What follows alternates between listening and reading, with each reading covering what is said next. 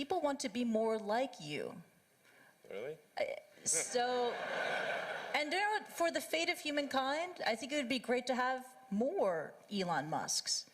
So what do we need to do to become more like Elon? I don't know if it's, I think it maybe sounds better than it is.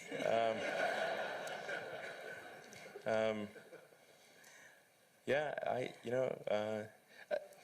I mean, honestly, like, there's a friend of mine who's got a great saying about creating a company, which is trying to build a company and have it succeed is like eating glass and staring into the abyss.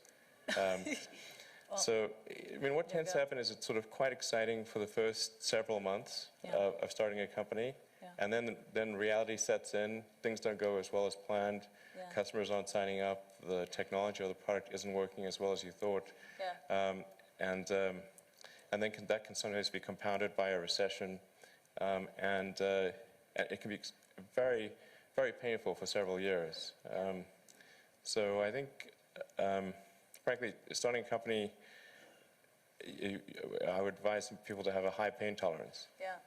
And thanks for reminding us of the harsh, very harsh and brutal reality of launching a startup.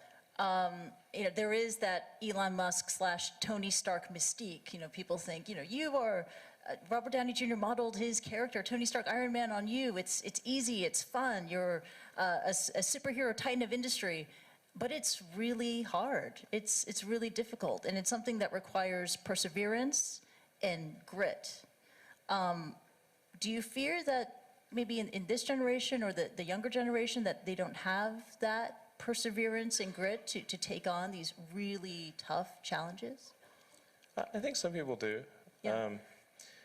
But no, I think it is definitely true that, I mean, maybe there are occasionally companies that get created where there's not an extended period of extreme pain, but I'm not aware of very many of such instances. Yeah. So, but I do think that new great entrepreneurs are born every day, and we'll continue to see amazing companies get built. Yeah, but I would definitely advise people who are starting a company to expect a long period of quite high difficulty. Yeah. But I mean, as long as people stay super focused on creating the absolute best product or service that really delights their end customer, if they stay focused on that, then if you get it such that your customers want you to succeed, then you probably will. All right. You have to focus on the customer and delivering for them. Yeah. Make sure if your customers love you, your odds of success are dramatically higher. Yeah. All the entrepreneurs in this room, they're listening to that message. And we're running out of time, so this is the final question.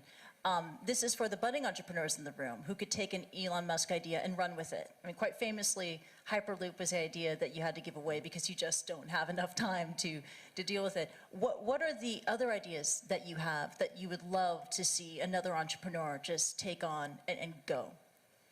Well, I think there's a lot of opportunity in general in electrification of transport. So electric aircraft, I think there's a lot of opportunity there. I think in genetics, although that's sort of a thorny area, but I think that's in terms of solving some of the more intransigent diseases. Genetics are really key to solving those.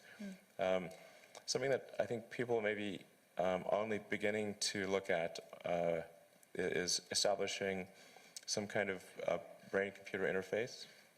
So a brain-computer interface. Yeah, at the neuron level. So this is sort of intelligence augmentation as opposed to artificial intelligence. Right. And I think that has a lot of potential. You mentioned to me yesterday. I really had kind of no idea what you were talking about, and then I looked up Ian Banks. Neural lace. Neural lace. That's right. Exactly. And so it's this concept of wiring the brain. So it's either there could be a brain internet, and it could also mean that we can upload our thoughts to the cloud.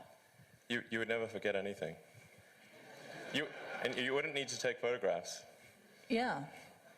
Oh, no, it's incredible. I mean, you would never forget anything. You would expand your ability to process information, to remember information, right? But then when the denial of service attack happens, you got to watch out for hacking. That could really be awkward. watch out for that. But also, and then I read it can also be used to fight degenerative diseases like Parkinson's too. Yeah, absolutely. Yeah, yeah. And I think it actually would be quite an equalizer as well, because I think the delta between, it would sort of even things out, I think. You mean in humankind, that Yeah, people yeah. would be, there would be no education disadvantage. Everyone would Yeah. be starting at the same level. Yeah. So there would be no meritocracy. No, there would be new meritocracy. There would be, but it would be, the differences would be smaller. The delta would be smaller, probably. Wow, and you really welcome that kind of world. How do I welcome, you asked for predictions. Okay. Predictions are not the same as That's right. preferences. So, I mean, do I think something like that is likely to occur? I think probably. Wow. Yeah. Wow, it's incredible. We could go on and on. Unfortunately, we have to wrap and leave it at that. Let's give it up for Elon Musk. That was really awesome. Thank you so much. Thank you. Thank you.